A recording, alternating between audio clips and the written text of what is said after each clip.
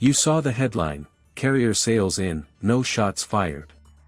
But here's the part you weren't told. A Chinese Coast Guard cutter bent toward the George Washington's path and low-altitude aircraft pressed the deck while U.S. destroyers closed ranks. We're pulling real data from that window in the South China Sea, radar locks, escort geometry, and the jamming that flicked on when drones appeared. You'll see deterrence executed in layers, air, surface, and the electromagnetic spectrum. Stay for the exact pivot where a near miss became controlled contact, and how discipline, not missiles, kept the carrier group on mission. Before we move on, I'd like to ask you a small favor. If you appreciate this content, please take a second to like this video and subscribe to the channel. Over 98% of you watch the videos without subscribing. It costs you nothing, but it makes a huge difference to us. So, did you click the subscribe button? Great! Thank you so much. Now, back to the video. You heard it was a clean transit. So why did the escorts tighten the ring and the quiet brake with sharp, digital tones? Because the headline didn't match the cockpit view.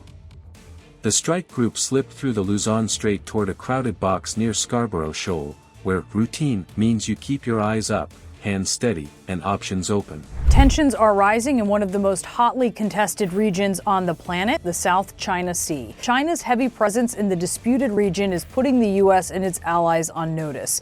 From militarized artificial islands to fighter jets and warplanes. Publicly, it reads like a standard freedom of navigation leg. Meanwhile, the water ahead filled with white wakes and gray hulls.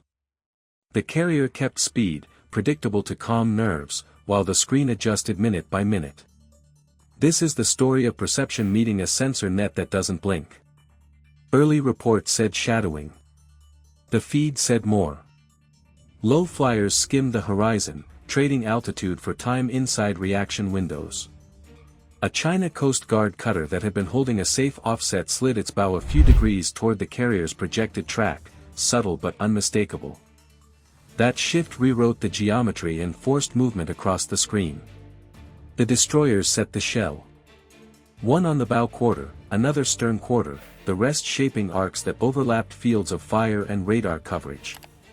The outer air defense zone went live in layers, airborne early warning high and persistent, combat air patrol cycling in tight orbits, controllers marking every return that wandered too close. Philippine Coast Guard says 2 U.S. Navy warships were deployed off Scarborough Shoal following the collision of Chinese ships in the area.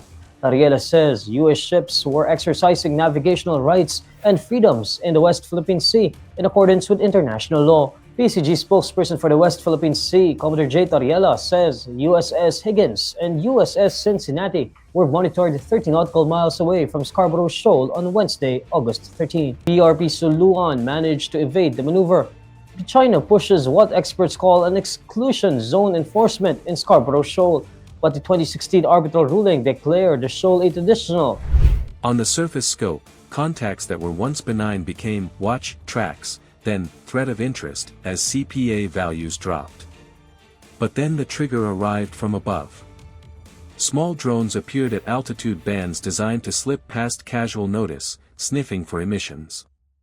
The carrier's electronic support suite tagged their signatures, compared the fingerprints, and passed a quiet word down the net. Escorts shifted to soft kill posture, not a show of force, but a surgeon prepping instruments. That cutter's move mattered. A few degrees left on the helm is nothing to a viewer on shore, inside the shield it's a statement.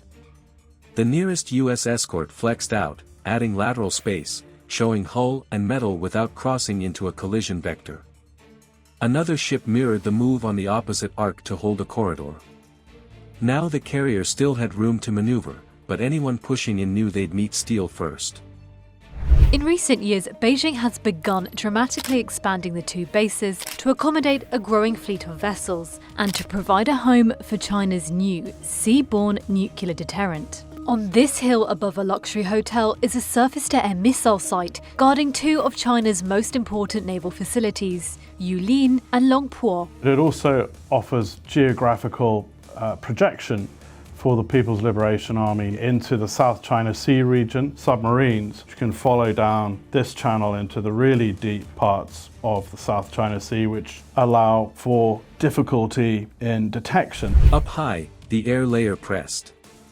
Chinese aircraft kept low, not for stealth against an entire strike group, but to shrink the time from detected to must decide. That forces constant CAP swaps, more fuel burned, and radar modes that step up from broad watch to precise track. You don't fire, but you speak with how narrow your beam gets and how long you hold it. The invisible fight started to talk louder than the engines. Radar locks snapped on and off, measured, like tapping someone on the shoulder rather than grabbing a throat.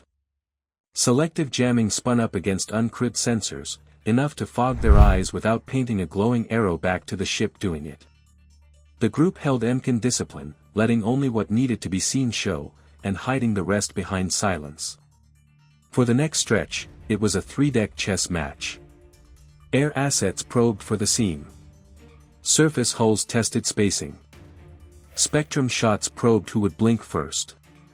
Each small move carried risk. A radar mode too strong and you reveal your playbook. A helm order too sharp and you set a collision cue. A jam too wide and you step into escalation. What held it together were those small choices. The destroyers kept the ring elastic, not brittle. The CAP rotated on schedule, never gapped. The carrier's brain stayed dark to prying ears, while narrow beams sketched clean lines on the contacts that needed a warning. Drones that tried to press through met a wall of noise at key moments, then silence again, a reminder that the door could close at will. That's why the headline looks neat. The real fight was a stack, air, surface, spectrum, worked in sync. Measured locks signaled boundaries. Screen maneuvers wrote them in steel.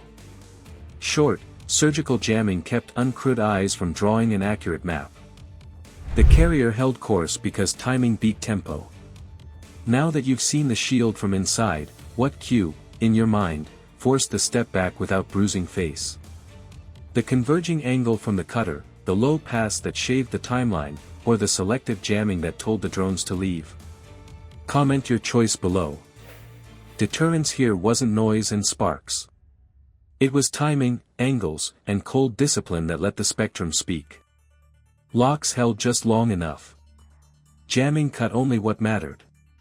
Helm orders drew clean lines without a scrape. If you want more breakdowns of how navies win without firing, subscribe and share this with someone who still thinks no shots fired means nothing happened. This is the story of modern power, signals first, steel second. Next time, the same cues could stack in a different order. What would you do when the cutter doesn't turn and the drones don't leave?